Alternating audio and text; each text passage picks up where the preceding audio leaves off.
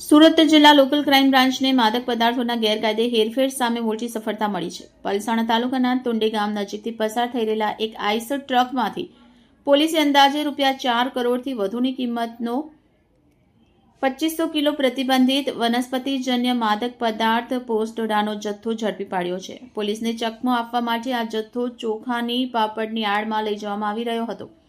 પોલીસે ટ્રક ચાલકની ધરપકડ કરી કુલ 4 કરોડથી વધુનો મુદ્દામાલ જપ્ત કર્યો છે, જ્યારે આંતરરાજ્ય નેટવર્કના મુખ્ય 2 સાગરીતોને વોન્ટેડ જાહેર કરી આગળની કાર્યવાહી હાથ ધરી છે. સુરત જિલ્લા એલસીબીની ટીમ પલસાણા વિસ્તારમાં પેટ્રોલિંગમાં હતી. તે દરમિયાન મળેલ ચોક્કસ બાતમીના આધારે ટુંડી ગામની હદમાંથી પસાર થતા એક શંકાસ્પદ આઈસર ટ્રકને અટકાવી તપાસ હાથ ધરવામાં આવી. ટ્રકની તલાશી લેતા ઉપરના ભાગે રાઈસ ક્રેકર્સના બોક્સ ગોઠવેલા હતા, પરંતુ તેની પાછળ છુપાવવામાં આવેલ ₹4 કરોડથી વધુની કિંમતનો 2500 કિલો પોસ્ટડોડાનો મોટો જથ્થો મળી આવ્યો.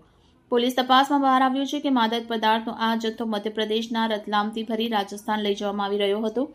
પોલીસની નજરથી બચવા માટે તસ્કરોએ ધુલિયા અને હજીરા થઈ નેશનલ હાઈવે મારફતે રાજસ્થાન પહોંચવાનો લાંબો રૂટ પસંદ કર્યો. આ કેસમાં પોલીસે ટ્રક ચાલક સુનિલ ભવરલાલ બિશ્નોઈની ઘટના સ્થળેથી ધરપકડ કરી છે.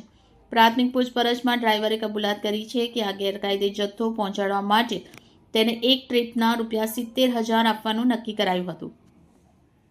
આ આંતરરાજ્ય નેટવર્કનો પર્દાફાશ થતાં પોલીસે રાજસ્થાનના જોધપુરના રહેવાસી સુમેરરામ દેવારામ બિશ્નોઈ તેમજ મધ્યપ્રદેશથી જથ્થો ભરાવનાર તેના સાગરીતને વોન્ટેડ જાહેર કર્યા છે. સુરત જિલ્લા એલસીબી આ કેસમાં ગુનો નોંધી ફરાર આરોપીઓને ઝડપી પાડવા અને આ રેકેટના મૂળ સુધી પહોંચવા માટે તપાસનો ધમધમાટ શરૂ કર્યો છે. Bureau chief Sunil Ganjawala, bullet 26 Gujarat news, Surat.